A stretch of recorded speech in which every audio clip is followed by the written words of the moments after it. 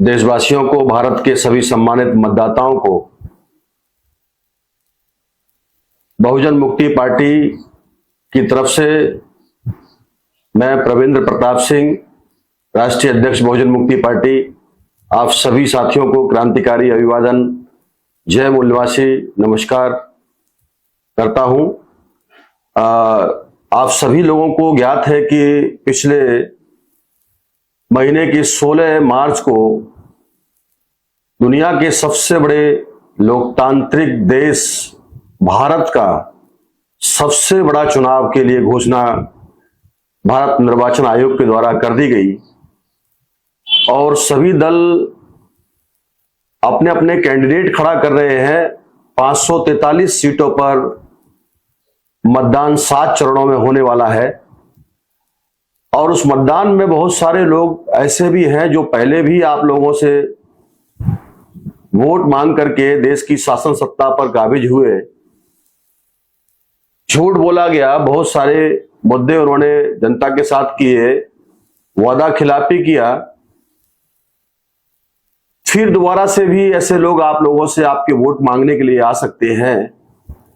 तो मैं देश के समस्त सम्मानित मतदाताओं से अपील करता हूं कि आप लोगों से कोई चीटिंग ना हो, कोई फ्रॉड ना हो। सजग करने के लिए, अपना वास्तविक नेतृत्व चुनने के लिए बहुजन मुक्ति पार्टी और उसके समर्थित उम्मीदवारों को आप लोग चुन करके देश की सबसे बड़ी महापंचायत संसद में भेजने का काम करेंगे। ऐसे में आप लोगों से अपील करता हूं क्योंकि देश में बहुजन मुक्ति पार्टी ही है जो कि स्टैम्प पेपर पर लिख करके अपना घोषणा पत्र जारी करती है अपने उम्मीदवारों के द्वारा। पिछले 10 वर्षों में जिन मुद्दों को हम लोगों ने उठाया, आज वो राष्ट्रीय स्तर की पटल पर विपक्षी दल और सत्ताधारी दल के द्वारा उठाए जा रहे हैं। भले ही हमारा किसी प्रकार का कोई सांसद विधायक नहीं है, लेकिन फिर भी सड़क से लेकर के संसद तक बहुजन मुक्ति पार्टी ने कालांतर में जिन मुद्दों को उठाया है, स्टैम्प पेपर पर वो गारंटी देने का काम किया है। निश्चित तौर पर देश में उसका फायदा देशवासियों को हुआ है और इस बार 2024 के सामान्य लोकसभा चुनाव में भी हमने अपना घोषणा पत्र जारी किया है और उस घोषणा पत्र को हम लोगों ने 9 अध्यायों के रूप में कह सकते हैं, 9 खंडों में उसको आप देख सकते हैं। ये हमारी पार्टी का घोषणा पत्र है, हमारी पार्टी की तरफ से। इसमें ये 65 सूत्रीय घोषणा पत्र है जिसके एक एक बिंदु पर मैं आप लोगों के समक्ष ध्यान आकर्षित करना चाहूंगा। हमारी एजुकेशन पॉलिसी कैसी होगी, शिक्षा नीति क्या होगी। देश में जिस तरीके से सत्ताधारी दल भारतीय जनता पार्टी और पिछली सरकारों ने देश की शिक्षा को चौपट करने का काम किया है। बाबा साहब अंबेडकर संविधान निर्माता का एक कोटेशन है, उन्होंने एक बहुत महत्वपूर्ण बात कही है कि शिक्षा वह शेरनी का दूध है, जो पिएगा वो गुर्राएगा।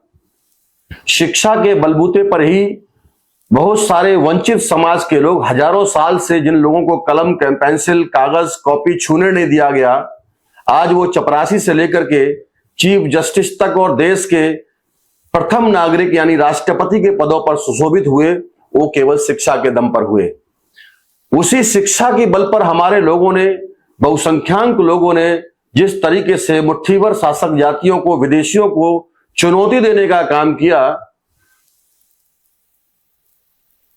वो लोग आज उनके सामने किरकिरी बने हुए हैं। तो इस वजह से उन्होंने हमारी आने वाली नस्लों को, पीढ़ियों को समाप्त करने के लिए शिक्षा को ही खत्म करने का प्लानिंग किया है।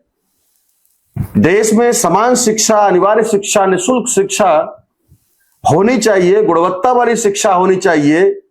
इसके लिए प्राथमिक शिक्षालय, माध्यमिक शिक्षालय और हाई स्कूल और उच्च स्तरीय शिक्षा के लिए केंद्र सरकार द्वारा 1 लाख गांव में 5 साल के अंदर में विद्यालय, महाविद्यालय खोले जाएंगे, जिसकी परीक्षा पास करने के लिए प्रतिवर्ष प्रत्येक कक्षा का वार्षिक योग्यता परीक्षा पास करना होगा। ये हमारे इस मैनिफेस्टो का पहले नंबर का मुद्दा है। दूसरे नंबर का, इसी शिक्षा नीति के तहत राइट टू एजुकेशन के तहत गुणवत्ता वाली शिक्षा देने के लिए जो राइट टू एजुकेशन का कानून पिछली सरकारों ने पारित किया है, अगर बहुजन मुक्ति पार्टी समर्थित गवर्नमेंट भारत में आती है तो राइट टू एजुकेशन वाला जो कानून है उसको हम लोग पुनः संसद में पास करेंगे, जिससे कि शिक्षा को और मजबूत किया जा सके। अभी बीजेपी गवर्नमेंट ने जिस तरीके से जिन सरकारी विद्यालयों में टाट पट्टियों पर पढ़ करके हमारे लोग आईएएस पीसीएस की परीक्षाएं क्वालिफाई किए, देश में आज शासक बने हुए हैं, आज उन सरकारी विद्यालयों को पूरी तरीके से समाप्त करने का, लाखों विद्यालय बंद करने का काम इन 10 सालों के अंदर में इस भारतीय जनता पार्टी की सरकार में हुआ है। इससे पहले भी जो सरकारें रही है उन सरकारों ने भी, कांग्रेस बीजेपी कांग्रेस का जो राजाराम सीताराम का खेल ये देश में चल रहा है, इन लोगों ने पूरी तरीके से शिक्षा को बर्बाद करने का काम किया। नई शिक्षा नीति के नाम पर जिस तरीके से देश में बदहाली हुई है वो भी एक चुनौती हमारे सामने है। तो इसलिए दोबारा से राइट टू एजुकेशन के इस कानून को पारित हम लोग करेंगे संसद में। भारत में सबको उच्च स्तरीय शिक्षा के लिए राष्ट्रीय प्रशिक्षण संस्थान खोले जाएंगे, जिसकी शाखाएं प्रत्येक राज्य में खोली जाएगी। ये चौथे नंबर का मुद्दा हमारे इस चुनावी घोषणा पत्र का है, जो स्टैम्प पेपर पर हम सम्मानित मतदाताओं को सुपुर्द करने का काम करेंगे हमारे प्रत्याशियों के द्वारा। 5वें नंबर का मुद्दा है, ग्रामीण क्षेत्रों के विद्यार्थियों के लिए 75% सीटें आरक्षित होंगी, जिसमें 50% सीटें एससी एसटी और ओबीसी एवं माइनॉरिटी के लिए रिजर्व होंगी। गुणवत्ता वाली शिक्षा के लिए सकल घरेलू उत्पाद का 10% बजट यानी जीडीपी का 10% बजट शिक्षा पर खर्च किया जाएगा। ऐसा बहुजन मुक्ति पार्टी की सरकार आने पर, हमारी समर्थित सरकार आने पर हम लोग ये कानून बनाने का काम करेंगे। विश्व के आज की तारीख में 100 विश्वविद्यालयों में भारत का एक भी विश्वविद्यालय का नाम नहीं है। जिन लोगों ने ये ठेका लेके रखा हुआ था, मुट्ठीभर शासक वर्ग के लोगों ने, कि हम शिक्षा देने का काम करेंगे, हम धन संपत्ति रखने का काम करेंगे, हम हथियार भी रखने का काम करेंगे, वो शास्त्रानुसार जिनके पास में ये विशेषाधिकार था, उन लोगों ने क्या किया आखिरकार? प्राचीन काल में जो भारत 4 विश्वविद्यालय हमारे तक्षशिला, विक्रमशिला, राउरकेला जैसे विश्वविद्यालय उस वक्त में चलते थे, दुनिया भर के लोग भारत में पढ़ने के लिए आते थे। दुनिया भर में भारत का नंबर 1 नंबर पे था शिक्षा में, जब बुद्धिस्ट काल था, सम्राट अशोका का जो शासन था। मगर भारत में जिन लोगों ने शिक्षा देने का ठेका लेके रखा हुआ है, आज भारत का दुनिया भर के अंदर 100 विश्वविद्यालयों में एक भी विश्वविद्यालय का नाम नहीं है। यह बहुत शर्मनाक बात है अपने आप में। साथियों, इसके लिए हम लोग विश्व स्तर पर भारत में विश्वविद्यालय खुलवाने का काम करेंगे जब हमारी गवर्नमेंट आएगी, और 50% कोटा जो है वो विशेष तौर पर जो वंचित समाज के लोग हैं, एससी एसटी ओबीसी माइनॉरिटी के लोग, उनके लिए रिजर्व होगा।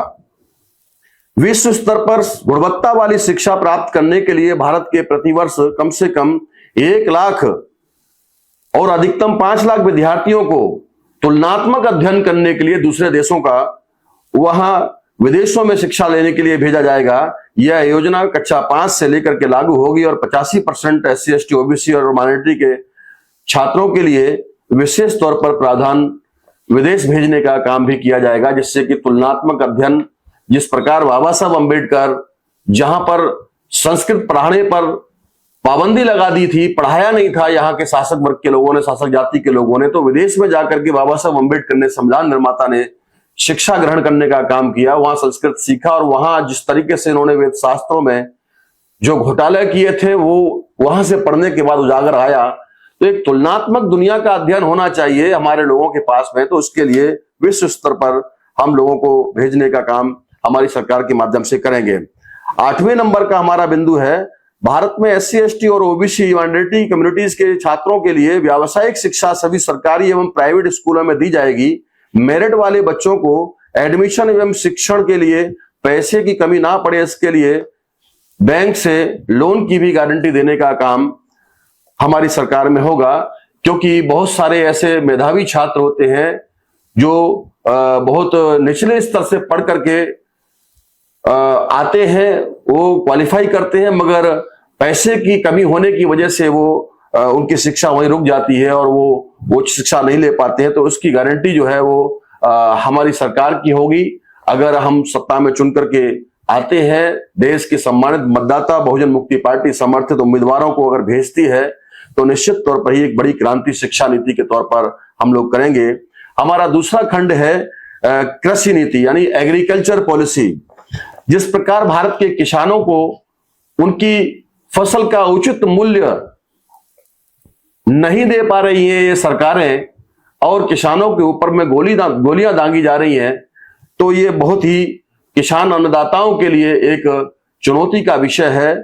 ये किसानों की आय दोगुनी करने के नाम पर भारत सरकार, जो आज की तारीख में भारतीय जनता पार्टी की सरकार है, ये आई थी और अभी जो है उनके ऊपर में कीले बिछाने का काम कर रही है। तो हमारी एग्रीकल्चर पॉलिसी क्या होगी हमारे घोषणा पत्र में, वो हम आपके सामने रखना चाहते हैं, सभी देशवासियों के सामने। भारत में भूमि अधिग्रहण कानून किसानों के अनुकूल बनाए जाएंगे। SEZ के माध्यम से पूंजीपतियों द्वारा अधिग्रहित की गई किसानों की जमीनों का मालिकाना हक किसानों को दिया जाएगा तथा उनके अधिग्रहण की जमीन उद्योगपतियों एवं पूंजीपतियों के पास तो रहेगी, मगर उसी जमीन के होने वाले लाभ में किसानों की हिस्सेदारी निश्चित की जाएगी, यानी किसानों का मालिकाना हक रहेगा। अगर कोई कंपनी आती है, वो यहां व्यवसाय करती है, तो पूर्ण रूप से उसके नाम पर नहीं होगा, उससे जो भी फायदा होगा उसमें मालिकाना हक किसानों का होगा। ऐसा कानून बनाने का काम हमारी एग्रीकल्चर पॉलिसी के द्वारा हम लोग करेंगे। हमारा 10वें नंबर का मुद्दा है कृषि नीति के तहत भारत में कृषि विकास के लिए कृषि मंत्रालय को अलग से कृषि बजट पेश करने की व्यवस्था की जाएगी। जिस प्रकार रेल बजट पेश किया जाता है, उसी प्रकार से देश में हरित क्रांति लाने के लिए, देश में अन्नदाता किसानों को और मजबूत बनाने के लिए हम लोग कृषि बजट की प्रावधान करेंगे। कृषि बजट अलग से पेश किया जाए, ये काम होना चाहिए रेल मंत्रालय की तरह से। ये हमारा इस मैनिफेस्टो का 2024 का मुद्दा रहेगा। कृषि नीति में हमारा 11वें नंबर का मुद्दा है भारत में वर्षा के कारण प्रतिवर्ष होने वाले बाढ़ से बचाव के लिए सभी छोटी बड़ी नदियों को जोड़कर बांध बनाए जाएंगे। जहां जहां पानी की समस्या है वहां पानी वितरित किया जाएगा, जिससे फसलों की सिंचाई हो सके। आप देखते होंगे हर साल सरकार जो है बाढ़ के रूप में करोड़ों रुपया बहाने का काम करती है, बाढ़ से राहत के नाम पर, आपदा के नाम पर लोगों को देती है, मगर परमानेंट इलाज पिछले लगभग 70 सालों के अंदर में नहीं किया गया। अगर सरकार चाहती, कांग्रेस की सरकार रही लंबे समय तक, लगभग 57 साल तक, उसने भी कोई काम नहीं किया। देश के अंदर में बीजेपी की सरकार पिछले 10-15 सालों से रही है, 20 साल से बीच बीच में रही, अभी कंटिन्यूअस 10 साल से है। तो ये हर साल बाढ़ आती है, हर साल तमाम जनहानि होती है, तमाम धन की हानि होती है बेशुमार जो है। तो ये परमानेंटली इस पर काबू किया जा सकता है अगर भारत सरकार के द्वारा, अगर हमको ये देश की जनता चुन करके भेजती है, हमारे प्रतिनिधि चुनती है सांसद विधायक के रूप में, तो निश्चित तौर पर एक बड़ी क्रांति हम लोग कर सकते हैं। तमाम नदियों को जहां बाढ़ आती है, जिन नदियों में आपस में जोड़ करके डैम बनाए जाएंगे और उन बांध के माध्यम से पानी का स्टॉक किया जाएगा और उस पानी से बिजली भी पैदा होगी। और दूसरी तरफ जो है किसानों के लिए नहरें निकाल करके जिस क्षेत्र में सूखा ग्रस्त इलाका है वहां पर भी पानी पहुंचाने का काम हमारी सरकार में हम लोग करेंगे। साथियों, इसके अलावा नदियों को जोड़ने का कार्य तुरंत प्रभाव से शुरू किया जाएगा ताकि औद्योगिक विकास एवं औद्योगिकीकरण करने के लिए पानी का सदुपयोग किया जा सके। लाखों अरबों खरबों क्यूसेक पानी जो है, जो मीठा पानी होता है, वो समंदर में जाकर के नमकीन पानी में बेकार हो जाता है, मिल जाता है। तो अगर उस पानी को रोका जाए और डैम के रूप में रखा जाए तो तमाम उद्योगों का भी विकास हम लोग कर सकते हैं, तो जिससे औद्योगिकरण भी होगा, उस पानी का सदुपयोग होगा। तो इसके लिए तुरंत प्रभाव से यह काम औद्योगिकरण करने के लिए हम लोग करेंगे। कृषि नीति के तहत ही हमारा 13 नंबर का जो बिंदु है, उसके माध्यम से भारत में किसानों एवं कृषि विकास के लिए कृषि उत्पादन लागत मूल्य से 25% ज्यादा मूल्य दिया जाएगा और केंद्र सरकार इसकी गारंटी देगी। कृषि प्रधान देश में कृषि को महत्व दिया जाएगा जिससे किसानों की उन्नति हो सके।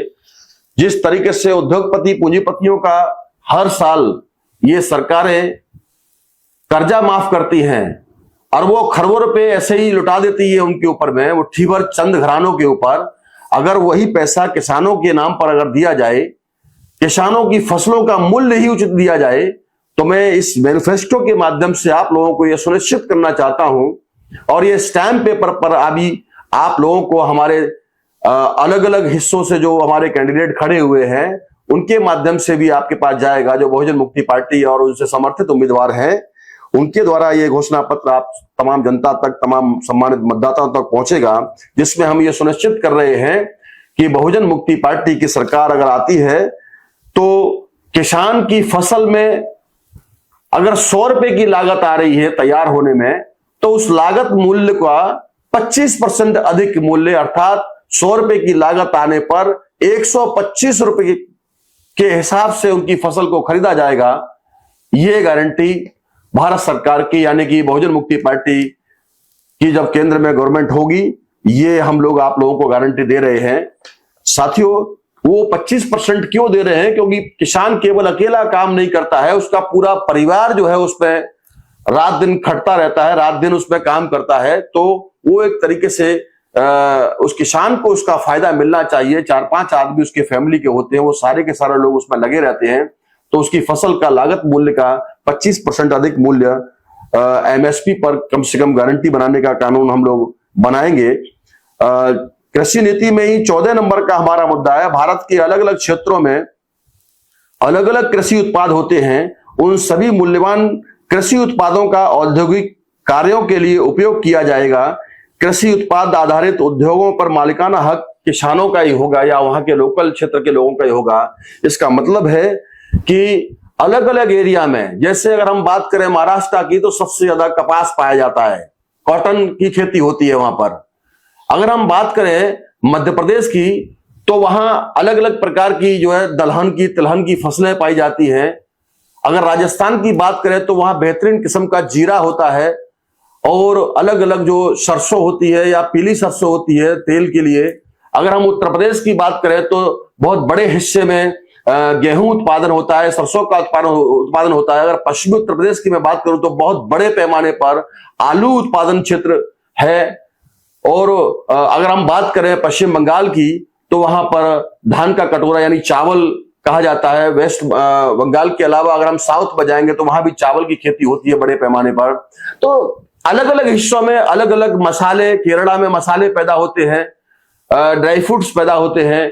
तो उस क्षेत्र के अकॉर्डिंग जो फसल तैयार होती है, वहां उन्हीं फसलों के हिसाब से जो उत्पादन हो रहा है, उन उत्पादन के हिसाब से ही वहां पर कृषि उद्योग लगाने का काम बहुजन मुक्ति पार्टी की सरकार में आने पर किया जाएगा।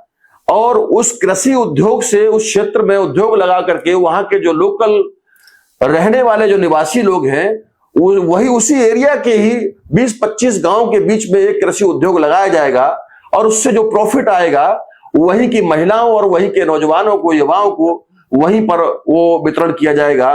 तो ये 100% जो है वो किसान पर आधारित उद्योग होगा। उसका फायदा वहां के किसान और मजदूर लोकल लोगों को ही होना चाहिए। इस बात की गारंटी, यह बात सुनिश्चित करने का काम बहुजन मुक्ति पार्टी की सत्ता आने पर किया जाएगा। हमारी रिजर्वेशन पॉलिसी क्या होगी, आरक्षण नीति क्या होगी? सम्मानित साथियों, मैं ये बताना चाहता हूं आप लोगों को, भारत में जब से संविधान लागू हुआ है, संविधान ने हर वर्ग को, हर समाज को यह सुनिश्चित करने की गारंटी दिया है कि जिसकी जितनी संख्या भारी उसकी उतनी हिस्सेदारी, चाहे वो शासन में हो चाहे प्रशासन में हो। मगर भारत के अंदर में जब से मुट्ठी भर शासक जातियों की डीएनए के अनुसार विदेशियों की जब से सरकारें बनी हैं और वो बहुसंख्याक समाज के ऊपर में योजनाबद्ध तरीके से या यूं कह सकते हैं कि षड्यंत्र पूर्वक हावी हुए हैं, तो वो रिजर्वेशन पॉलिसी अभी तक लागू नहीं हुई है। भारत में रिजर्वेशन को इंप्लीमेंट करने वाला एक भी कानून अभी तक, तमाम कानून नए बने हैं, तमाम अमेंडमेंट हुए हैं, मगर देश के अंदर में कोई भी कानून ऐसा पारित नहीं हुआ है भारत के अंदर में, भारत सरकार के द्वारा, देश की संसद के द्वारा, जो कि रिजर्वेशन को इंप्लीमेंट कर सके। इसलिए बहुजन मुक्ति पार्टी की सत्ता आने पर भारत के समस्त सार्वजनिक और निजी संस्थानों में 100% रिजर्वेशन का प्रावधान हो। आरक्षण को अमल में लाने के लिए रिया नाम का कानून, इसका मतलब है reservation implementation act, RIA, reservation implementation act बनाने का काम बहुजन मुक्ति पार्टी की सत्ता आने पर किया जाएगा। रिजर्वेशन पॉलिसी यानी आरक्षण नीति में हमारा 16वें नंबर का जो मुद्दा है वो है देश में सभी जातियों की जाति आधारित जनगणना करवाकर संख्या के आधार पर प्रशासन में उनको 100% आरक्षण यानी प्रतिनिधित्व दिया जाएगा। ऐसा करके लोकतांत्रिकरण किया जाएगा।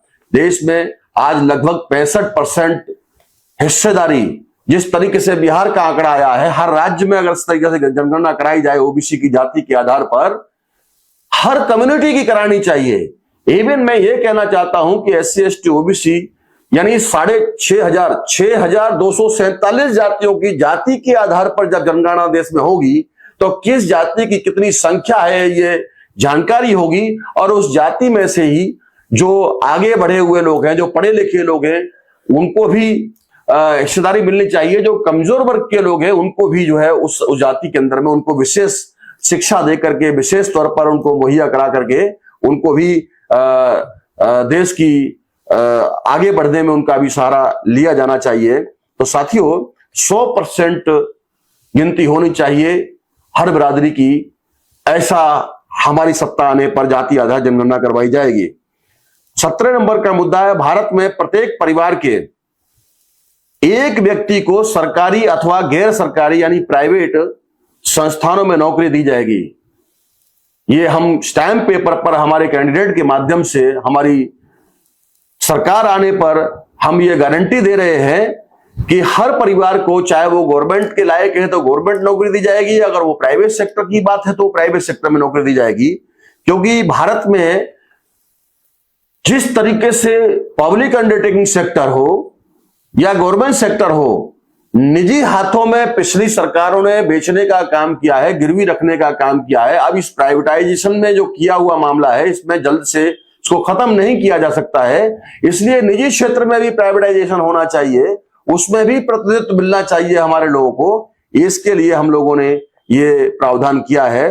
तो हर परिवार को ये नौकरी देने का काम, और जो नौकरी नहीं करना चाहते हैं ऐसे बाकी परिवारों के योग्य नौजवानों को स्वयं रोजगार करने के लिए प्रोत्साहित किया जाएगा। एवं स्वरोजगार को प्रोत्साहन देने के लिए न्यूनतम 2% ब्याज दर पर बैंक से ऋण उपलब्ध कराया जाएगा, जिसकी जिम्मेदारी सरकार की होगी।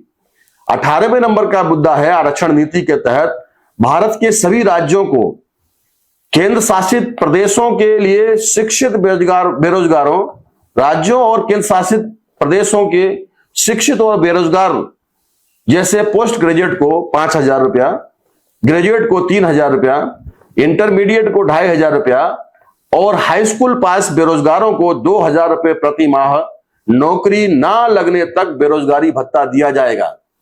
ये हम गारंटी देते हैं इस बात के लिए, भारत में जितने भी हमारे पोस्ट ग्रेजुएट, ग्रेजुएट या इंटर पास या हाई स्कूल पास छात्र छात्राएं हैं, उन लोगों को नौकरी जब तक सरकार नहीं दे देती है हमारी सरकार आने पर, तब तक बेरोजगारी भत्ता के रूप में उनको 5,000, 3,000, 2,500, 2,000 रुपए बेरोजगारी भत्ता के रूप में यह राशि उनको देने का काम बहुजन मुक्ति पार्टी करेगी।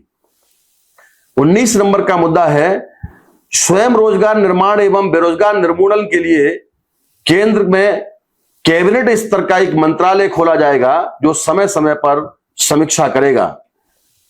20 नंबर पर रिजर्वेशन पॉलिसी के तहत भारत के सभी सरकारी एवं निजी संस्थानों में प्रमोशन में आरक्षण संख्या के अनुपात में दिया जाएगा। यह व्यवस्था सभी वर्गों में लागू होगी। अनुसूचित जाति में भी आरक्षण के लिए वर्गीकरण ABC वर्ग बनाया जाएगा। जैसे A कैटेगरी में पिछड़ी अनुसूचित जाति, B कैटेगरी में अति पिछड़ी अनुसूचित जाति और C कैटेगरी में अत्यधिक पिछड़ी अनुसूचित जाति में वर्गीकृत किया जाएगा। इसका मतलब एक्सट्रीम बैकवर्ड शेड्यूल कास्ट।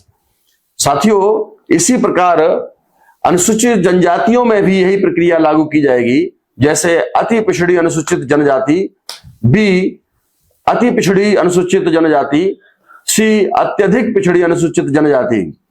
इसी प्रकार से 22 नंबर का हमारा जो मुद्दा है, वर्गीकरण की प्रक्रिया में ओबीसी को 4 वर्ग ABCD में वर्गीकृत किया जाएगा तथा रेंडके कमीशन की सिफारिशों को लागू किया जाएगा। ये सुनिश्चित किया जाता है। इस घोषणा पत्र के माध्यम से हम सम्मानित मतदाताओं को ये गारंटी देते हैं स्टैंप पेपर के द्वारा। 23 नंबर पर भारत में जिन प्रांतों में NT DNT VGNT के लोग रहते हैं, उन प्रांतों में उन्हीं वर्गों के पढ़ने वाले छात्रों के लिए आवासीय विद्यालय खोले जाएंगे। साथियों, अगला बिंदु है हमारा, भारत में आरक्षण को लागू करने वाला केंद्रीय आयोग आरक्षण क्रियान्वयन आयोग का गठन किया जाएगा, जो कार्यक्रमों की निगरानी करेगा और आयोग की शाखाएं प्रत्येक राज्य में खोली जाएंगी।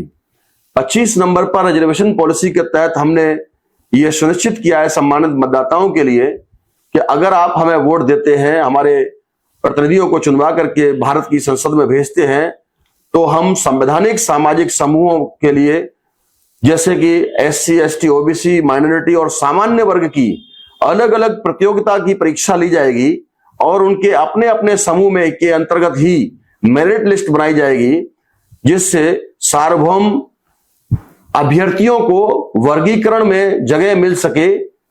इससे बैकलॉग की भी समस्या खत्म कर दी जाएगी। साथियों, अभी जो लिस्ट बनती है वो लिस्ट सभी की कंबाइंड बनती है, तो सबको शिकायत रहती है कि कुछ रिजर्वेशन वाले भी लोग वहां पहुंच गए हैं, हमारे को रिजर्वेशन से फायदा नहीं हुआ। तो जनरल लिस्ट बनाने की बजाय हर कैटेगरी की अपनी अपनी एक लिस्ट बनेगी, जिससे कि उसी कैटेगरी के लोगों को ही वहां पर हम लोग चयन प्रक्रिया में लाने का काम करेंगे। साथियों, इससे कि हर परिवार हर एक समुदाय को जो है अपने अपने हिस्से का जो है न्याय मिल सके। 26 नंबर पर है, आरक्षण में क्रीमी लेयर संपूर्ण भारत में पूरी तरीके से खत्म कर दिया जाएगा, जिससे पिछड़े वर्ग को संख्या के अनुपात में हिस्सेदारी मिल सके। यह व्यवस्था सभी क्षेत्रों में लागू होगी। क्रीमी लेयर इतना भयानक षड्यंत्र जो बैकवर्ड क्लासेस के लिए, जो ओबीसी समाज के लिए लागू किया गया है, वो उसको हमेशा के लिए समाप्त कर दिया जाएगा। वो क्रीमी लेयर की वजह से लगभग 25 साल के अंदर में आज भी बैकवर्ड क्लासेस की हिस्सेदारी शासन प्रशासन में नहीं हो पाई है। तो एक बहुत बड़ा षड्यंत्र क्रीमी लेयर का ओबीसी के साथ में धोखेबाजी हुई है। इस क्रीमी लेयर को समाप्त करने का काम हमारी सरकार करेगी। 27 नंबर पर भारत के सभी सामाजिक समूहों का वर्गीकरण किया जाएगा। जैसे अनुसूचित जाति को A और B 2 भागों में विभाजित करके उनकी हिस्सेदारी का अनुपात 50-50% का होगा। A वर्ग में अमीर वर्ग और शिक्षित वर्ग को रखा जाएगा तथा B वर्ग में गरीबों को और कम पढ़े लिखे लोगों को रखा जाएगा। यह प्रक्रिया सभी समूहों में लागू किया जाएगा। फॉर एग्जाम्पल, हो सकता है आप लोगों को समझने में कठिनाई हो, मगर मैं ये कहना चाहता हूं आप लोगों को, जैसे शेड्यूल ट्राइब का राजस्थान का एक मीणा कम्युनिटी है, वो ट्राइब में आते हैं, ST में आते हैं। तो वो मीणा कम्युनिटी जो है वो एक अपर लेयर शेड्यूल ट्राइब है, मगर उन्हीं आदिवासियों में, उन्हीं शेड्यूल ट्राइब के लोगों के अंदर में ऐसे बहुत सारे आदिवासी हैं जिन्होंने आज तक रेल और हवाई जहाज तक नहीं देखे हैं, जो जंगल और पहाड़ियों में रहने के लिए मजबूर कर दिया गया। सिविल सोसाइटी से उनको बेदखल करने का काम भारत के शासक जाति के लोगों ने किया, तो उनको न्याय मिल सके। इस प्रकार से ये सारा का सारा A और B कैटेगरी बना करके उनको अपने अपने हिस्सेदारी मिल सके। जो कमजोर वर्ग के लोग हैं उनको विशेष तौर पर आगे बढ़ाने के लिए, विशेष तौर पर जो ज्यादा बीमार होता है उनको ज्यादा अच्छे इलाज की जरूरत पड़ती है, ज्यादा अच्छे डॉक्टर्स की आवश्यकता पड़ती है, ज्यादा अच्छी डायग्नोसिस की जरूरत पड़ती है, तो यह सुनिश्चित कराने का काम बहुजन मुक्ति पार्टी की सत्ता आने पर किया जाएगा। मेरे प्यारे देशवासियों, सम्मानित साथियों, बहुजन मुक्ति पार्टी की हेल्थ पॉलिसी क्या होगी, हमारी स्वास्थ्य नीति क्या होगी, उस संदर्भ में मैं आपको बताना चाहता हूं। देश में सभी नागरिकों के लिए स्वास्थ्य के लिए स्वास्थ्य सुरक्षा कानून बनाया जाएगा। ये कंपलसरी होगा। देश में आज तक स्वास्थ्य सुरक्षा कानून यानी हेल्थ सिक्योरिटी एक्ट नहीं बनाया गया है, जिसकी वजह से हमारे बहुत सारे लोग बेमौत मर जाते हैं। यानी कि यूं कह सकते हैं कि सरकार जानबूझ करके उनको षड्यंत्र करके मरवाने का काम करती है। अगर हेल्थ पॉलिसी, हेल्थ कानून बना दिया जाए तो कोई भी डॉक्टर भी लापरवाही नहीं करेगा और किसी प्रकार का जो मरीज जिस तरीके से उसको बचना चाहिए उसके लिए सारी सुख सुविधाएं देने का काम किया जाएगा। स्वास्थ्य नीति के तहत हमारा 29 नंबर का 29 नंबर का मुद्दा है, देश में आधुनिक तकनीकी से लैस एम्स जैसे हॉस्पिटल खोले जाएंगे जहां गरीबी रेखा से नीचे जीवन यापन करने वाले मरीजों का निःशुल्क इलाज किया जाएगा। 30 नंबर पर हेल्थ पॉलिसी में प्रत्येक भारतीय नागरिक को स्वास्थ्य बीमा योजना के अंतर्गत लाया जाएगा ताकि गरीब से गरीब आदमी को अच्छी से अच्छी स्वास्थ्य सुविधाएं मिल सके। 31 नंबर पर स्वास्थ्य शिक्षा व रोजगार प्रत्येक नागरिक का मौलिक अधिकार है, इन्हें निःशुल्क उपलब्ध कराया जाएगा। साथियों, जिस तरीके से हम लोगों ने 2014 के लोकसभा चुनाव के अंदर में इसी प्रकार से जब स्टैंप पेपर पर लिख करके घोषणा पत्र जारी किया, तब जाकर के ये जो वर्तमान में बीजेपी की सरकार है, अभी वो हेल्थ कार्ड इशू करने का काम किया है, मगर उस हेल्थ कार्ड के द्वारा जो फायदा मरीज को होना चाहिए वो मरीज को ना होते हुए सारा का सारा कारपोरेट घरानों के जो हॉस्पिटल्स है उनको मिल रहा है। सारा का सारा बंदरबाट करने का कार्यक्रम चल रहा है, जो हकीकत में देखी जाती है फर्जी बिल पास किए जाते हैं। तो इस पर यह गारंटी करने का काम, यह सुनिश्चित करने का काम हेल्थ पॉलिसी के तहत हम लोग करेंगे। समग्र अल्पसंख्यक मुद्दे हैं, ऑल माइनॉरिटीज के इश्यूज हैं, जिसमें 32 नंबर का हमारे इस चुनावी घोषणा पत्र 2024 के लोकसभा सामान्य चुनाव का जो घोषणा पत्र है, इसमें 32 नंबर के मुद्दा में हमने दिया हुआ है कि अल्पसंख्यकों को मुख्य धारा में जोड़ने के लिए शिक्षण संस्थानों से लेकर लोक शासन के आधार पर शासन प्रशासन में हिस्सेदारी दी जाएगी। 33 नंबर पर समग्र अल्पसंख्यक के मुद्दे में धार्मिक अल्पसंख्यक जैसे मुस्लिम, सिख, ईसाई, बुद्धिस्ट, जैन और लिंगायत लोगों के ऊपर होने वाले अत्याचार के विरोध में CVPA, इसका मतलब है कम्युनल वायलेंस प्रिवेंशन एक्ट बनाया जाएगा, जिससे सभी के मौलिक अधिकारों की कानून बनाकर गारंटी दी जाएगी। आप लोग देखते होंगे कि किस तरीके से एक अल्पसंख्यक समुदाय के लोगों को, पंजाब में सिख लोगों को खालिस्तानी के नाम पर, देश भर में मुसलमानों को आतंकवाद के नाम पर, शेड्यूल कास्ट के लोगों को राष्ट्रद्रोह के मुकदमे लगाकर, आदिवासियों को नक्सलाइट के नाम पर अलग अलग एरियाज में अलग अलग लोगों को अलग अलग तरीके से, क्रिश्चियंस के लोगों के साथ में अन्याय अत्याचार हो रहा है। ये अलग अलग प्रकार से जिस तरीके से जो आज की तारीख में सत्यानाश करने का काम ये जो सरकार में बैठे हुए लोग कर रहे हैं, अगर भारत में कम्युनल वायलेंस प्रिवेंशन एक्ट बना दिया जाए तो ये जो राष्ट्रद्रोही काम करने वाले लोग हैं, जो मॉब लिंचिंग करवा करके कुछ लोगों के माध्यम से कुछ लोगों को मरवाने का काम करते हैं, टारगेट करते हैं, ये निश्चित तौर पर बिल्कुल नहीं होगा। इस पर रोक लगाई जा सकती है। तो ये मुद्दा हम लोगों ने इस घोषणा पत्र के माध्यम से हम ये सुनिश्चित करना चाहते हैं तमाम हमारे अल्पसंख्यक समूह के भाइयों को, बहनों को, कि आपके साथ में कोई अन्याय नहीं होगा। इसके लिए हम गारंटी देते हैं। और 34 नंबर पर अल्पसंख्यक के ऊपर हिंदू धर्म थोपा जाएगा, यह असंवैधानिक है। इसके लिए कानून लागू किया जाएगा।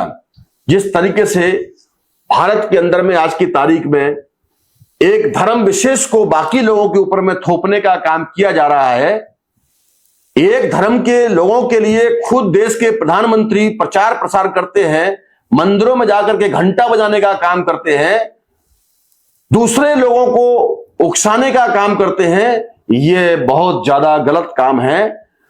भारत के संविधान की शपथ लेते हैं और संविधान के ही विरोध में द्रोह करने का काम, संविधान के साथ में विद्रोह करने का काम करते हैं। संविधान को बदलने का बहुत सारे जो पौगा लोग हैं, जो बाबाजी लोग हैं, वो करने का काम करते हैं। तो ये संविधान द्रोही कृत्य है, इसको बिल्कुल बर्दाश्त नहीं किया जाएगा। किसी संविधान धर्मनिरपेक्ष है, देश में रहने वाले सभी लोग किसी भी धर्म को मान सकते हैं, ऐसा भारत का संविधान सबको इजाजत देता है। मगर धर्म और जाति के नाम पर लोगों को टारगेट करके मरवाने का काम किया जाता है, जो बर्दाश्त के काबिल नहीं है। साथियों, एक धर्म के लोगों का दूसरे धर्म के ऊपर में थोपने का काम नहीं होगा, इसके लिए कानून बनाया जाएगा। मॉब लिंचिंग को रोकने के लिए भी कानून बनाया जाएगा। अत्याचार निवारण नीति, देश में बहुत सारे एट्रोसिटीज होती हैं। एट्रोसिटीज प्रिवेंशन पॉलिसी के तहत 36 नंबर का हमारा ये घोषणा पत्र का मुद्दा है।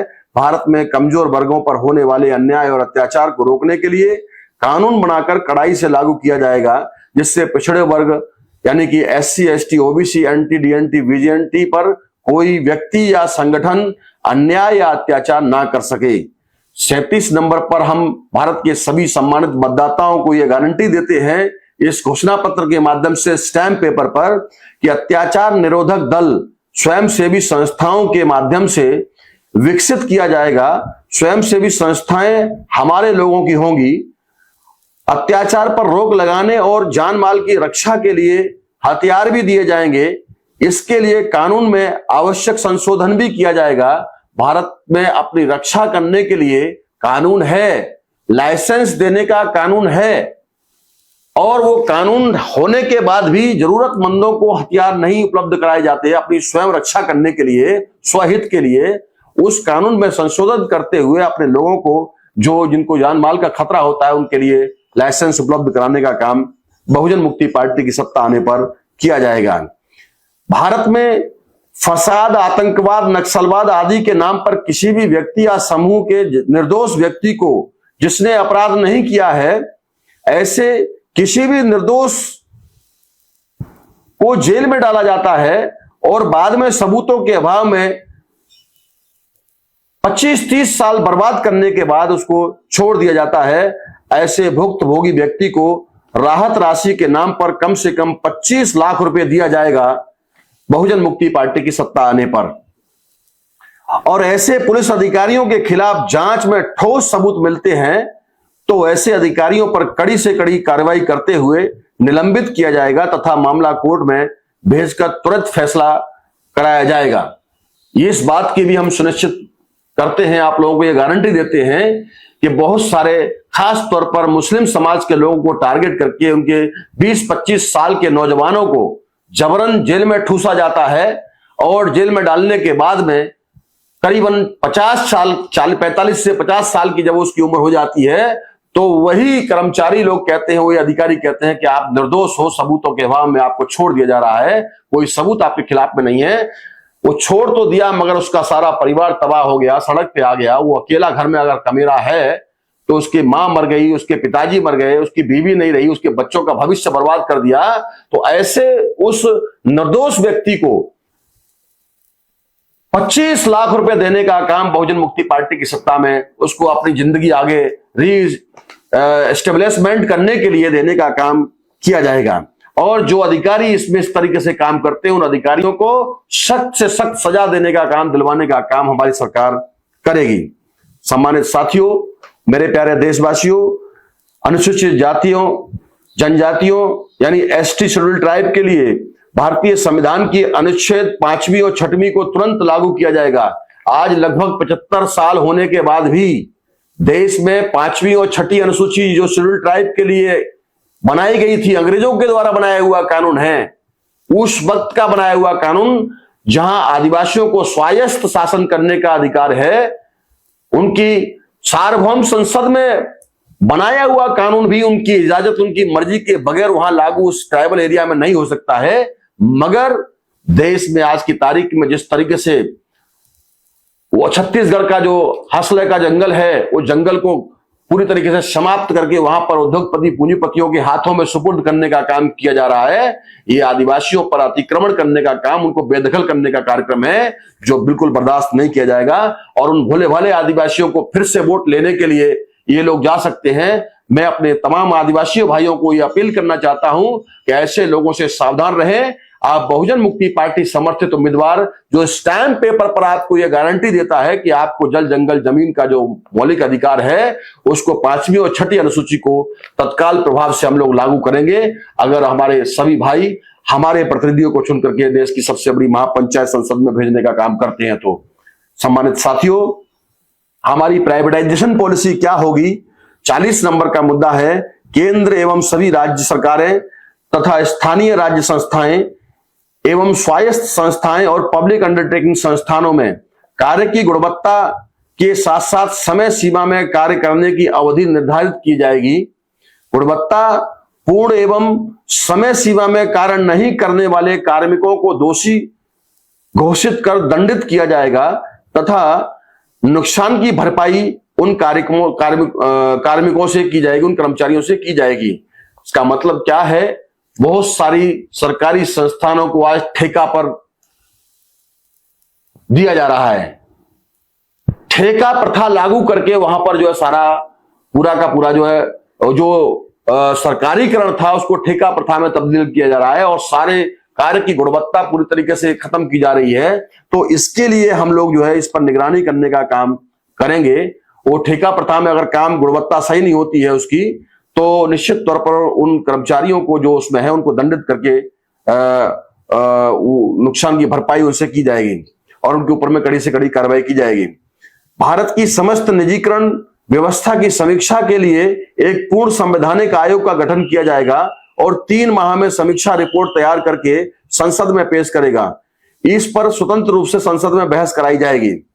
42 नंबर का मुद्दा है संपूर्ण भारत में स्थायी प्रवृत्ति के कार्यों को जैसे स्वास्थ्य, सफाई, शिक्षा, आंतरिक एवं बाह्य सुरक्षा एवं अन्य मूलभूत आवश्यक कार्यों को केंद्र सरकार के अधीन रखा जाएगा। संविधान में ऐसी व्यवस्था की जाएगी कि भविष्य में उनका निजीकरण ना हो। आज सुरक्षा जैसे चीज को भारत सरकार ने निजी हाथों में, प्राइवेट सेक्टर में रखने का काम किया है, जो बेहद ही शर्मनाक बात है अपने आप में। तो केंद्र सरकार जहां प्राइवेसी लीक होने की बात है वहां निजी हाथों में नहीं दी जा सकती। उसको बाकायदा शपथ ग्रहण लेकर के देश की सुरक्षा और देश की आंतरिक और बाह्य सुरक्षा को खतरे में डालने का काम, देश की पार्लियामेंट पर हमला होता है, बीजेपी की गवर्नमेंट होती है, कारगिल युद्ध होता है, बीजेपी की गवर्नमेंट होती है, और तमाम प्रकार के समझौता एक्सप्रेस होता है, बीजेपी की गवर्नमेंट होती है। उस समय जो है तमाम जो है मुंबई हमला से लेकर बहुत सारे अलग अलग प्रकार के जो हमले होते हैं उस समय भी बीजेपी की गवर्नमेंट होती है। तो साथियों, ये जो सुरक्षा खतरे में है या जो हमारे पास में कितने हथियार हैं ये दुनिया भर के देशों को मालूम ना होना चाहिए। इसके लिए गवर्नमेंट अपनी पॉलिसी के तहत ये सारा केंद्र सरकार के अधीन में रहना चाहिए। ये 50% हिस्सेदारी जिस तरीके से भारत की सुरक्षा की जो उपकरण है वह निजी हाथों में रखने का काम भारत सरकार के द्वारा, जो वर्तमान सरकार के द्वारा किया जा रहा है, यह बेहद शर्मनाक है। साथियों, आगे का हमारा मुद्दा है भारतीय संसद में भारत के पिछड़े वर्ग, अनुसूचित जाति, जनजाति, अन्य पिछड़ा वर्ग एवं माइनॉरिटी के उत्थान और विकास की चर्चा के लिए संसद के प्रत्येक सत्र में अलग अलग समय सीमा का निर्धारण आरक्षित किया जाएगा जिसमें सभी समूहों की चर्चा हो सके। अभी जो जिनको आवश्यकता है उन विषयों पर चर्चा ही नहीं होती है, संसद की पटल पर उनको रखा ही नहीं जाता है। फॉर एग्जाम्पल, जिस तरीके से ओबीसी की जाति आधारित जनगणना का मुद्दा है 1931 से लेकर के अभी तक देश में पिछड़े वर्ग के लोगों की जाति जनगणना पर बहस ही नहीं हो रही है, उसको खदेड़ दिया जाता है, उस मुद्दे को पटल पे लाया नहीं जाता है। यह तो बहुजन मुक्ति पार्टी है जिसकी वजह से इन 10 सालों में आज राहुल गांधी को बोलना पड़ रहा है आकर के सामने कि ओबीसी की भी जाति जनगणना होनी चाहिए, जबकि उन्होंने खुद नहीं होने दिया अपने समय में, अपने कार्यकाल में उनकी सरकार ने खुद नहीं होने दिया। साथियों, 44 नंबर का हमारा मुद्दा है भारत के पिछड़े वर्ग, अनुसूचित जाति, जनजाति, अन्य पिछड़ा वर्ग और माइनॉरिटी कम्युनिटी के विकास और उत्थान के लिए अलग अलग स्वतंत्र मंत्रालय खोले जाएंगे तथा इसके लिए प्रतिवर्ष 1 लाख करोड़ रुपए का प्रावधान किया जाएगा। बहुजन मुक्ति पार्टी की अगर सत्ता आती है तो चाहे वो शेड्यूल कास्ट का मंत्रालय हो, चाहे वो शेड्यूल ट्राइब का मंत्रालय हो, चाहे वो बैकवर्ड क्लासेस का मंत्रालय हो, चाहे वो अलग अलग विभिन्न प्रकार की जो दीगर माइनॉरिटीज हैं उनका मंत्रालय हो, उनके लिए अलग से प्रावधान करने का काम बहुजन मुक्ति पार्टी की सत्ता आने पर किया जाएगा। औद्योगिक विकास नीति, हमारा इस मैनिफेस्टो का जो अलग अध्याय है इंडस्ट्रियल डेवलपमेंट पॉलिसी के तहत भारत के चौमुखी विकास के लिए तीव्र गति से औद्योगिकीकरण करने के लिए स्पेशल औद्योगिक विकास नीति बनाई जाएगी। औद्योगिक विकास नीति ऐसी होगी जिससे रोजगार निर्माण पर ज्यादा जोर दिया जाएगा। 46 नंबर का मुद्दा, देश में रोजगार को बढ़ावा देने के लिए बंद पड़े छोटे मझोले उद्योगों को पुनः चालू किया जाएगा। बहुत सारी चीनी मिल को अभी बंद करके रखा हुआ है, उदाहरण के तौर पर जो है। ऐसे हर क्षेत्र में अलग अलग प्रकार के जो मामले हैं वो बंद पड़े हुए हैं और उनको निजी हाथों में देकर के सरकार शुरू कर रही है, जबकि वो गवर्नमेंट की तरफ से होना चाहिए। तो उनको पुनः सरकारी लेवल पर शुरू किया जाएगा। साथियों, 47 नंबर का 47 नंबर का हमारा इस इंडस्ट्रियल डेवलपमेंट पॉलिसी का मुद्दा है, अपना उद्योग व्यापार शुरू करने के लिए बेरोजगारों को हर संभव मदद दी जाएगी और शिक्षित बेरोजगारों को प्रोत्साहन दिया जाएगा। 48 नंबर पर भारत के असंगठित औद्योगिक क्षेत्रों के कुशल और अकुशल मजदूरों के हित में श्रम कानून बनाए जाएंगे ताकि श्रमिकों का विकास हो सके। साथियों, जिस तरीके से भारतीय जनता पार्टी की सरकार में लॉकडाउन के दौरान नए श्रम कानून बनाए गए और उन नए श्रम कानून के तहत जो प्रावधान संविधान में बाबा साहब अंबेडकर ने, संविधान निर्माता ने उस समय 8 घंटे की ड्यूटी का कानून बनाया था, चाहे वो गवर्नमेंट सेक्टर का मामला हो, चाहे वो प्राइवेट सेक्टर का मामला हो, चाहे वो पब्लिक अंडरटेकिंग सेक्टर का मामला हो, चाहे वो किसी कल कारखाने में या किसी उद्योग में काम करने का मामला हो, 8 घंटे की ड्यूटी होगी और 8 घंटे से ज्यादा उसकी इच्छा पर निर्भर है। अगर वो काम करना चाहता है तो कर सकता है, मालिक उसको ओवर टाइम देगा। जो कंपनी का मालिक है, जो कंपनी के प्रबंधन है, उसको ओवर टाइम देंगे। चाहे तो कर सकता है, नहीं चाहे तो नहीं कर सकता है। मगर जिस तरीके से नए कानून बना करके, नए श्रम कानून के नाम पर श्रमिकों का, मजदूरों का शोषण हो रहा है, यह बर्दाश्त के बाहर का मामला है। उन तमाम मजदूर किसानों के जो खून पसीना की कमाई जो है वो उसको ना मिलते हुए 12 घंटे की जगह पर कम से कम 8 घंटे की जगह पर 12 से 14 घंटे तक जो एक्स्ट्रा ओवर काम लिया जा रहा है, मगर वेतन उतना ही दिया जा रहा है। इससे तो केवल उद्योगपतियों को ही बढ़ावा देने का कार्यक्रम है और ये उद्योगपति पूंजीपतियों के हित का कानून है जो भारतीय जनता पार्टी के द्वारा बनाया गया है। इन कानूनों को हमारी सत्ता आने पर रद्द किया जाएगा, इसमें संशोधन किया जाएगा और कानून ऐसे होंगे जिससे कि श्रमिकों का उत्थान हो सके।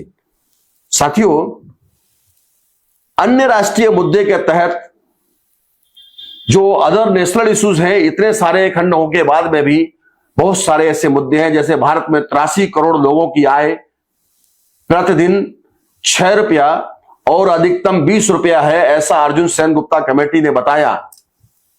अर्जुन सेन गुप्ता कमेटी की रिपोर्ट है कि भारत में प्रतिदिन 6 रुपया कमाने वाले और मैक्सिमम 20 रुपया कमाने वाले लोगों की जो संख्या है वो 83 करोड़ है। तो जो 6 से लेकर के 20 रुपए तक अपना जीवन यापन करने वाले लोग हैं और उससे भी गया गुजरा आज की तारीख में नरेंद्र मोदी की सरकार ने बना दिया है। भारत सरकार जो नरेंद्र मोदी की डबल इंजन की सरकारें चल रही हैं, इसमें तो वो 6 और 20 रुपए कमाने लायक भी नहीं छोड़ा, मुफ्तखोर बना दिया है पूरी तरीके से।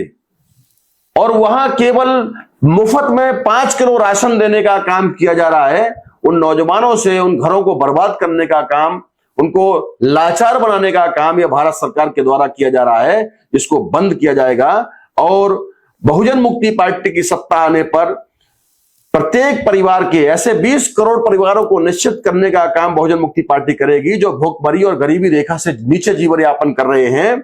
ऐसे परिवारों को सम्मान पूर्वक जीवन जीने के लिए, यानी सम्माननीय जीवन निर्वाह निधि के अंतर्गत इस योजना के तहत 11,000 रुपया प्रति माह देने का काम परिवार का मुखिया महिला को मान करके दिया जाएगा और उसके बदले में परिवार के किसी न किसी एक व्यक्ति को सरकार के द्वारा निर्धारित काम को पूरा करना होगा। ये गारंटी, ये सुनिश्चित करने का काम स्टैम्प पेपर पर बहुजन मुक्ति पार्टी कर रही है। साथियों, 50 नंबर का मुद्दा है भारत के धार्मिक मंदिरों तथा धार्मिक स्थलों की, चाहे वो किसी का भी हो, संपत्ति का राष्ट्रीयकरण किया जाएगा। अर्थात मंदिरों की संपत्ति को राष्ट्रीय संपत्ति घोषित किया जाएगा तथा उस संपत्ति को जन कल्याण योजनाओं में खर्च किया जाएगा। इसका मतलब है कि आस्था के नाम पर, धर्म के नाम पर लोग मंदिरों में अरबों खरबों रुपए का दान देते हैं और उस दान पर केवल एक जाति विशेष का ही एकाधिकार है। इस एकाधिकार को बहुजन मुक्ति पार्टी की सत्ता आने पर बंद किया जाएगा, क्योंकि वो जनता का पैसा है, जनता के हित में खर्च होना चाहिए। आस्था के नाम पर, भगवान के नाम पर, ईश्वर के नाम पर, अल्लाह के नाम पर वो पैसा जो है वहां पर इकट्ठा हो रहा है, वो किसी जाति विशेष का पैसा नहीं है। उस पैसे पर उसका सरकारीकरण किया जाएगा। वो है, लोगों की आस्था है, आस्था के नाम पर अगर वो दान दक्षिणा कर रहे हैं, अच्छी बात है, कर सकते हैं, हमें कोई आपत्ति नहीं है। किसी की भी किसी के प्रति आस्था हो सकती है, और भारत का संविधान जिसके लिए इजाजत देता हो तो हम मना करने वाले, हमारी हैसियत क्या है। तो लेकिन वो पैसा पर विषय एक जाति विशेष का एकाधिकार है, मुट्ठी भर लोगों का, शासक जातियों का एकाधिकार है, जो कि डीएनए के अनुसार विदेशी लोग हैं, उसको रोका जाएगा। उस संपत्ति को, उन धार्मिक स्थल की संपत्तियों को राष्ट्रीय संपत्ति घोषित किया जाएगा और उसको जन कल्याण के लिए लगाया जाएगा। ये गारंटी स्टैंप पेपर पर हमारी पार्टी के द्वारा हम देने का काम करते हैं। 51 नंबर का मुद्दा है अन्य राष्ट्रीय मुद्दे के तहत इस चुनावी घोषणा पत्र का। लोकपाल कानून में अभी भी बहुत सारी कमियां खामियां हैं, उसे दूर किया जाएगा और सभी राज्यों में लोकायुक्त नियुक्त किए जाएंगे। 52 नंबर का मुद्दा, भ्रष्टाचार को खत्म करने के लिए प्रतिनिधित्वपूर्ण जनतंत्र लाया जाएगा, जिससे जाति विशेष का एकाधिकार खत्म हो जाएगा और भ्रष्टाचार को उच्च स्तर पर खत्म करने से ही निचले स्तर तक भ्रष्टाचार समाप्त हो पाएगा। साथियों, भ्रष्टाचार निचले स्तर पे कम बल्कि ऊंचे लेवल पे ज्यादा होता है। आप लोग जो दूध की धुली भारतीय जनता पार्टी है, इलेक्टोरल बॉन्ड माननीय देश की सर्वोच्च न्यायालय के द्वारा जब सख्ती बरती गई तो किस तरीके से बंदूक की नोक पर इन्होंने उन कंपनियों के माध्यम से इलेक्टोरल बॉन्ड खरीदवाए गए और भाजपा ने उनको जो है भुनाया। ये सारे देश और दुनिया में एक बड़ा इशू आज की तारीख में बना हुआ है। इस बात को ध्यान में रखते हुए भ्रष्टाचार की जो पार्टी खान है, वो भ्रष्टाचार खत्म करने के लिए बात करती है। ये इस देश की जनता को, सभी सम्मानित मतदाताओं को सावधान रहने की जरूरत है। मेरे प्यारे भाइयों, मेरी प्यारी बहनों, 53 नंबर पर हमने आप लोगों के लिए इस चुनावी घोषणा पत्र में यह गारंटी दिया है कि भारत का विकास और भारत के लोगों का विकास के लिए दो अलग अलग संकल्पनाओं को अलग अलग रखा जाएगा तथा दोनों संकल्पनाओं का समान रूप से विकास किया जाएगा। देश एवं देश के लोगों का विकास समान रूप से हो सके। मेरे प्यारे साथियों, एक तो डेवलपमेंट ऑफ द कंट्री होता है, एक development of the people of the country होता है, जो बाबा साहब अंबेडकर ने दुनिया वालों के सामने सवाल खड़ा किए। आज देश का विकास तो हो रहा है कर्जा ले लेकर के। दुनिया भर का आईएमएफ ने इस बात की चेतावनी दिया हुआ है भारत सरकार को कि जितनी तुम्हारी जीडीपी है उससे कई हजार गुना आपके ऊपर में देश में कर्जा है। ये कर्जे से कैसे आप निजात पाओगे? वो कर्जा लेकर के देश की जनता को 5 किलो राशन खिलाने का काम नरेंद्र मोदी की सरकार कर रही है, रोजगार नहीं दे रही है। इसके लिए ये सुनिश्चित किया जाएगा, एक तरफ तो नेशनल हाईवेज बनाए जा रहे हैं, बड़े बड़े ब्रिजेस बनाए जा रहे हैं, ऊपरगामी ब्रिज बन रहे हैं, अंडर ब्रिज बन रहे हैं, नई नई पटरियां बिछ रही हैं, मगर दूसरी तरफ देश भूखमरी, बेरोजगारी, रुपया का स्तर गिर रहा है। तो ये तमाम दो बातें हैं, दो अलग अलग संकल्पनाएं हैं। एक तो देश का विकास, एक देश में रहने वाले लोगों का विकास शून्य हो रहा है। देश का विकास हो रहा है मगर देश में रहने वाले लोगों का विनाश हो रहा है। सबका साथ सबका विकास का नारा देने वाली ये भारतीय जनता पार्टी की सरकार देश में मूल निवासियों का विनाश करने का काम, देश के बहुसंख्यक समुदाय से आने वाले जो लोग हैं उनका विनाश करने का काम कर रही है। सबका साथ तो लिया, केवल उद्योगपति और पूंजीपतियों का ही इन्होंने विकास किया। देश में अरबों खरबों रुपया लेकर के विदेशों में भगाने का काम इस भारत सरकार ने किया है, चाहे वो विजय माल्या हो, चाहे वो आपका नीरव मोदी हो और तमाम उद्योगपति घराने जो देश में से तमाम अरबों खरबों रुपए लेकर के यहां से गायब हो गए, विदेशों में अपना जमावड़ा लेके बैठे हुए हैं, मगर चौकीदार की नींद नहीं टूट रही है। 56 इंच की छाती का पता नहीं क्या हो रहा है। वो भाषण केवल देते हैं, मगर सही मायने में वो उन लोगों को जो करना चाहिए वो नहीं करते हैं। तो ये जुमलेबाज लोगों से मैं देश की जनता को बचाना चाहता हूं। मेरी पार्टी के माध्यम से आप अपना सच्चा नुमाइंदा चुन करके आप लोग भेजने का काम करेंगे, आपके साथ न्याय होगा। ये स्टैम्प पेपर की गारंटी है, ये जुमलेबाजों की गारंटी नहीं है। आजकल गारंटियों का बड़ा दौर है, कांग्रेस के लोग भी गारंटी दे रहे हैं, बीजेपी के लोग भी गारंटी दे रहे हैं, मगर ये धोखेबाज लोग हैं, आप लोगों के साथ में चीटिंग करने का काम करते हैं।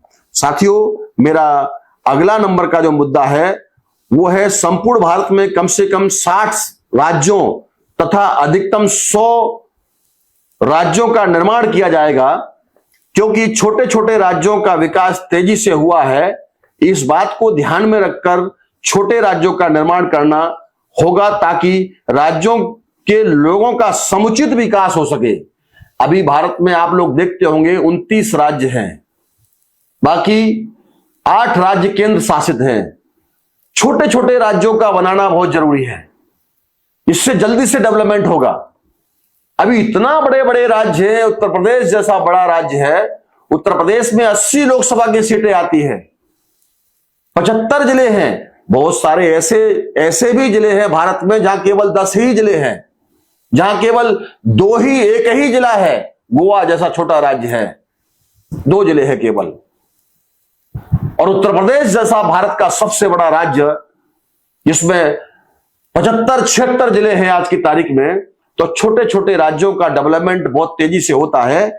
इसलिए छोटे छोटे राज्यों का बहुजन मुक्ति पार्टी की सत्ता आने पर कम से कम भारत में 60 राज्य बनाए जाएंगे और अधिकतम 100 राज्यों का बनाने का काम किया जाएगा, जिससे कि देश का विकास हो सके। साथियों, 55 नंबर का मेरा मुद्दा है इस घोषणा पत्र का, भारत का समायोजित विकास करने के लिए छोटी छोटी प्रशासनिक इकाइयों को बढ़ावा देने के लिए 100 जिलों का 1000 जिलों का गठन किया जाएगा। अभी कुछ जिले बढ़ करके लगभग 700, 725 जिले, 725 जिले के समथिंग पूरे देश में हैं। इन जिलों की संख्या 1000 तक बढ़ाई जाएगी बहुजन मुक्ति पार्टी की सत्ता आने पर। मेरे सम्मानित साथियों, 56 नंबर पर इस घोषणा पत्र का मेरा मुद्दा है, भारत के छोटे छोटे गांवों का समुचित विकास करने के लिए 1 लाख गांवों का तीव्र विकास किया जाएगा, जिससे देश के 6 लाख गांव के लोगों को एक साथ एवं एक ही जगह पर सारी सुख सुविधाएं उपलब्ध हो सकें। 57 नंबर पर देश में क्षेत्रीय असंतुलित विकास, जैसे किसी राज्य का ज्यादा तेजी से विकास हो गया, किसी राज्य का कम विकास हुआ है, इस असमानता को तेजी और कमजोर गति से जो विकास हो रहा है दूर किया जाएगा। प्रत्येक राज्य का बराबर विकास हो सके, इसके लिए कैबिनेट स्तर का एक स्वतंत्र मंत्रालय बनाया जाएगा, जो राज्यों तथा राज्यों के लोगों के विकास के लिए काम करेगा। साथियों, 58 नंबर पर महानगरों की बढ़ती हुई आबादी को ध्यान में रखते हुए महानगरों पर आबादी का बोझ ना बढ़े पाए, इसके लिए नए नगरों और महानगरों का निर्माण किया जाएगा बहुजन मुक्ति पार्टी की सत्ता आने पर। इसके लिए 250 नए अतिरिक्त नगरों का निर्माण किया जाएगा। 59 यानी 59 नंबर पर भारत में लगभग 12 करोड़ लोग झुग्गी झोपड़ी तथा टाट पट्टियों की झोपड़ियां बनाकर रहते हैं। उन झोपड़पट्टी बस्तियों को समाप्त करके उनके स्थान पर बहुमंजिल आवासीय इमारतें बनाई जाएंगी। बहुजन मुक्ति पार्टी की सत्ता आने पर यह स्टैम्प पेपर पर लिखित गारंटी है कि जो टाट पट्टी बहुत सारे महानगरों में हमारे लोग रह रहे हैं, उनको वहां से कुछ समय के लिए शिफ्ट करके वहां पर बहुमंजिल इमारतों का निर्माण बहुजन मुक्ति पार्टी की सरकार में किया जाएगा और इन्हीं बिल्डिंगों में प्रति परिवार को बहुमंजिल इमारतों में से लगभग 600 वर्ग फीट का एक फ्लैट दिया जाएगा, जिसमें सभी मूलभूत सुविधाएं उपलब्ध होंगी। 60 नंबर पर संविधान के मूल सिद्धांत के खिलाफ सभी कानूनों को फौरन रद्द किया जाएगा। 61 नंबर पर डीएनए के आधार पर नागरिकता संशोधन कानून यानी सिटीजनशिप अमेंडमेंट एक्ट सीए जिसे कहा जाता है, उसका पुनः संशोधन किया जाएगा। 62 नंबर पर देश भर में सफाई कर्मियों की सफाई के दौरान सीवर में मृत्यु होने पर ऐसे मृतक परिवारों को 1 करोड़ रुपए का प्रावधान केंद्र सरकार करेगी, जिसके लिए सरकार और मृतक के परिवार का संयुक्त बैंक खाता खोला जाएगा और उसका प्रतिमाह ब्याज उस परिवार को दिया जाएगा। 63 नंबर पर प्रिंट मीडिया, इलेक्ट्रॉनिक मीडिया जो अंधश्रद्धा कर्मकांड फैलाने का काम करेगा, उसका लाइसेंस रद्द किया जाएगा। 64 नंबर पर सरकार के द्वारा SC, ST, OBC और माइनॉरिटी वर्ग के लिए पत्रकारिता एवं मीडिया ट्रेनिंग सेंटर की व्यवस्था की जाएगी और इस कार्य के लिए प्रोत्साहित किया जाएगा। 65 और आखिरी मुद्दा है इस चुनावी घोषणा पत्र का, भारत की न्यायपालिका विशेषकर हाई कोर्ट और सुप्रीम कोर्ट के जजों की नियुक्ति भारतीय प्रशासनिक सेवा की परीक्षा के माध्यम से कराई जाएगी, जिससे आनुपातिक प्रतिनिधित्व का कोटा पूरा होगा। इस प्रकार से मैं देश के सभी सम्मानित मतदाताओं को, भाई बहनों को, खास तौर पर युवा वर्ग के लोगों को जो फर्स्ट टाइम वोटर है, उनको मैं ये अपील करना चाहता हूं कि आप लोग भारत के मूल्यवासियों को शासन करती जमात बनाने वाली एकमात्र पार्टी जिसका नाम है बहुजन मुक्ति पार्टी, उसके उम्मीदवारों को चुनवा करके देश की संसद में भेजने का काम आप लोग करें। और ये काम आपको क्यों करना चाहिए? क्योंकि मेरी पार्टी का दूसरा स्लोगन है, BMP की है सम्मानित मतदाताओं को स्टैम्प पेपर पर गारंटी।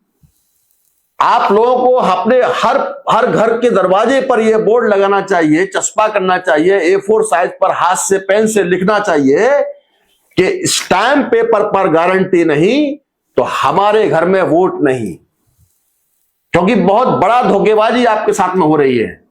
स्टैम्प पेपर पर ही आपको गारंटी देने वाली पार्टी के प्रत्याशियों को चुनवाना चाहिए और हर एक वोट मांगना सभी पार्टियों का अधिकार है, सभी प्रत्याशियों का अधिकार है। जो भी आपके घर में आपसे वोट मांगने आ रहा है, आपके पैर पड़ रहा है, उससे सवाल पूछो कि यह पार्टी बहुजन मुक्ति पार्टी है जिसने ये 65 सूत्रीय घोषणा पत्र स्टैम्प पेपर पर लिख करके दिया है। क्या आप भी दे रहे हैं ऐसा स्टैम्प पेपर? आपको भरोसा कैसे किया जाए?